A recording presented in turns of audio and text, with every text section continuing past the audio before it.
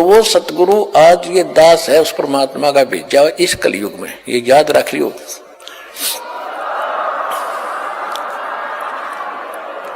ये दास इसलिए बार बार रिवाइज कर रहा है कि अपनी महिमा हमने आपको बतानी पड़ी।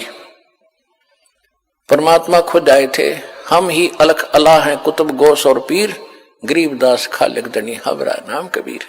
ए स्वामी सृष्टा में सृष्टि हमारे तीर, दास गरीब अधर बसों में अवगत सत कबीर। पर ना समझ में आई, जब स्वामी रामानंद जी को परमात्मा ऊपर ले गए, सारी स्थिति दिखाई जब छोड़ा, जब मान गए कि दो ठोर है एक तू भया एक से दो, और गरीबदास हम कारणे आए हो जग मगदो। बोलत रामानंद जी सुनो कबीर करतार, गरीबदास सब रूप में तुम ही बोलनहार। जब भगवान बता रहे थे सबको, कोई नहीं माना, वो भी रामानंद ने इसलिए मारना पड़ा कि आंखों देखाया। तो पुण्यात्माओं, यहां भगवान ने अपनी महिमा बतानी पड़ी, इस दास ने भी अपना बतानी पड़ी कि मैं उस कबीर का दास हूं जो सारी सृष्टि का मालिक है, और वो ज्ञान और सतगुरु आज ये दास ही है।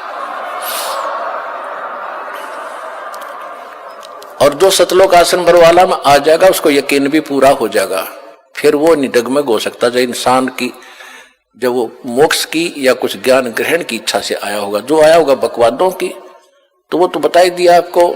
कहते हैं कोट वर्ष करो संगत संतों की, पत्थर का जल में क्या भीजे, चंदन बन में रंग ला दे एक बांस बिटम्बी ना सीजे। कहते हैं जैसे पत्थर को तो 20 फुट जल में डाल दो, 2 टुकड़े, और बाहर निकालो 10 वर्ष बाद चाहे 6 घंटे बाद, और फिर उसको एक दूसरे से लगा दो, उसमें जो के तो गुण है, गुणों में परिवर्तन नहीं हुआ, चिंगारियां निकल रही है उससे। और इसी प्रकार चंदन का जो पेड़ वृक्ष होता है, आसपास के सभी नीम को, जंडी को, पीपल को, जितने भी पेड़ होते हैं अपनी महक छोड़ छोड़ कर चंदन जैसी महक वाला बना देता है, बहुमूल्य बना देता है। लेकिन एक बांस होता, बांस जिसकी लाठी बने मच्छरदानी बने, इसका असर नहीं होता, चाहे उस चंदन के वृक्ष के साथ में उग जा, उसमें वो ग्रहण करने का गुण ही नहीं है। तो जो यहां आएंगे कुछ जिज्ञासा लेकर के, मोक्ष आधार मान करके, उनका तो लाभ होगा ही होगा। उनको तो समझ में आ ही जाएगा कि विश्व में आज कोई गुरु नहीं है, इस दास के अतिरिक्त सतगुरु भी नहीं है।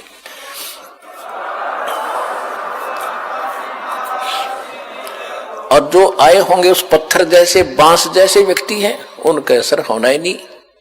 वो तो वही फिर कबाड़ में वे क्या करें कि तो किले में चढ़े जाया करें, पत्थर और काम के आएंगे।